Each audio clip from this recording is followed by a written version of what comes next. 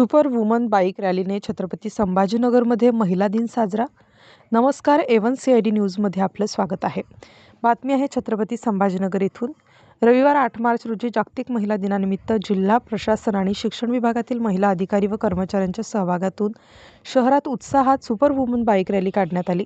क्रांती चौक येथून सुरू झालेल्या या रॅलीचा समारोप जिल्हाधिकारी कार्यालयात करण्यात आला. सकाळी 7:30 वाजता क्रांती चौक येथे रॅलीचा शुभारंभ झाला. जिल्हाधिकारी दिलीप स्वामी, उपजिल्हाधिकारी संगीता राठोड, माध्यमिक शिक्षणाधिकारी अश्विनी लाटकर, प्राथमिक शिक्षणाधिकारी जयश्री चव्हाण यांच्यासह प्रशासनातील महिला अधिकारी कर्मचारी मोठ्या संख्येने उत्साहाने सहभागी झाल्या. रॅली दरम्यान महिला सक्षमीकरणाच्या घोषणांनी परिसर दणाणून गेला. क्रांती चौकातून सुरू झालेली रॅली पैठण गेट, तापडिया, रंगमंदिर मार्ग, औरंगपुरा भाजी मंडी मार्गे जिल्हाधिकारी कार्यालयात पोहोचली. मार्गात महात्मा फुले आणि क्रांतिज्योती सावित्रीबाई फुले यांच्या पुतळ्यांना अभिवादन करण्यात आले. समारोप प्रसंगी जिल्हाधिकारी दिलीप स्वामी यांनी महिलांच्या कार्यकर्तृत्वाचा गौरव करताना सांगितले की महिला या शक्तीचे स्वरूप आहेत.